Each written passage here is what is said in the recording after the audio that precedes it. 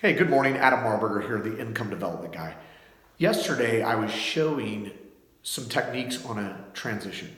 So I didn't get into the closing, and I'm going to show a couple techniques that I use to enter the close and actually get the close done. Now, I'm going to tell you this. I don't know everything. I always told myself, if you're the smartest guy in the room, you're in the wrong room. So I post this content for professionals like you guys to look at. I appreciate the positive feedback that I received yesterday and even the negative feedback. I appreciate that too because I feel that criticism can be helpful, especially when it's constructive. So the bottom line is this. We're here to help each other grow, and that's why I'm putting this stuff out there. Now, yesterday, we talked about laying the foundation. So early in the customer interview, you tell the customer here, Mr. Customer, my clients typically want three things. They're looking for the greatest use of enjoyment, least amount of aggravation with the lowest total cost. I assume you like most of my customers, right? Right. So you get them to agree. Then you get in and when you go over the menu, as soon as they say no, you say, here, Mr. Customer, kind of surprises me, especially after what you were telling me earlier. And they go, well, what's that? Well, earlier we were talking about the hopes you had for your new vehicle, and you wanted the greatest use of enjoyment, least amount of aggravation, but the lowest total cost.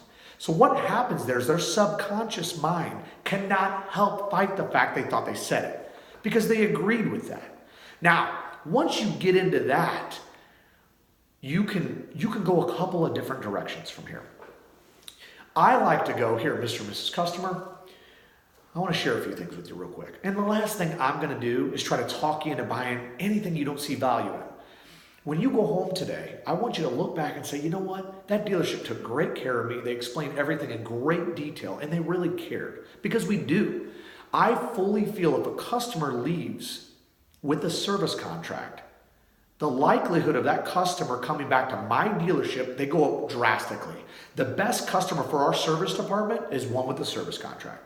So I always say when the customer says no, I take them down that little road and say, here, earlier when we were talking, I showed you what the Nissan factory warranty was. And for 3 years and 36,000 miles, the factory, they actually budget for 2 repairs.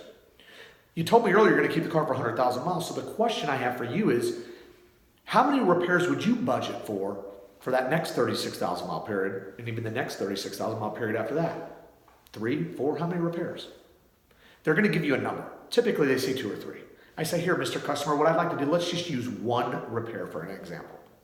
So let's see what 1 repair would look like against the service contract. So you've got a $3,000 price in the service contract. So I tell my customer this. I say, here, Mr. Customer, I was back at my service department the other day talking to my service manager, and I asked him, here, what's a common repair? And what's it cost? He used an air conditioning AC compressor. So parts and labor, $1,300. So what I do is I take the sale price, Mr. and Mrs. Customer, you've got a $3,000 sale price in the service contract, subtract the $1,300 1 repair, that leaves you with a net price of $1,700.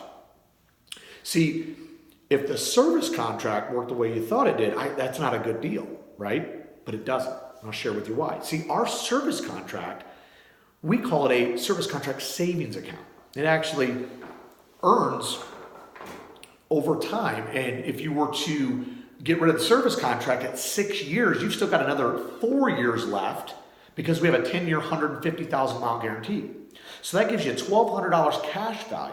So if we take your $1,700 net price, subtract the $1,200 cash value that's yours, that leaves you with a net price of $500 for the service contract. So my question is, are you better off with the $81 a year to have the other 4,999 components covered? Or do you want the extra latte per week?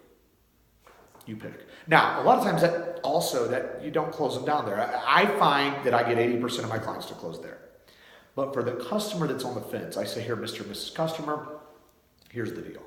What I find is your car is so much more valuable with the service contract. It's worth more money.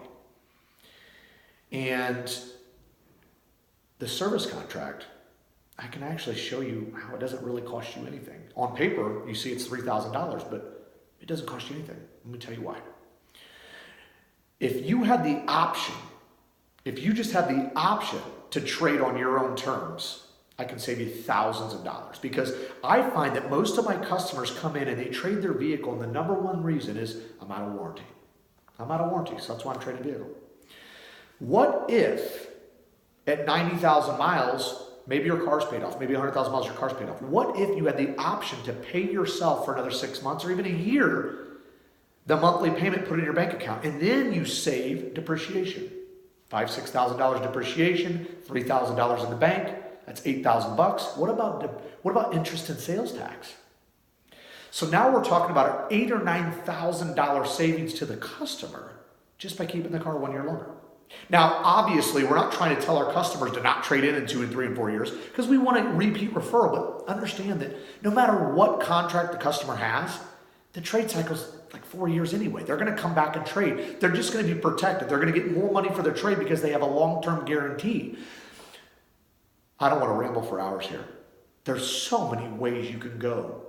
Exit strategy close. There's so many ways to go with this. So I try it out. Give this a whirl. Ask me any questions. Feel free to PM me. I'll talk to each and every one of you. My goal is to help as many people as I can in this industry. All right? I'm not overly cocky. Am I confident? You're dang right. I'm not going to belittle anybody. I'm not going to act like I'm better than anybody. I don't speak too loud and scream when I go over objections. I'm here to genuinely connect, and I want to help y'all. So if y'all have any questions, feel free to send me a message, and I hope you found some value in this. Have a blessed day.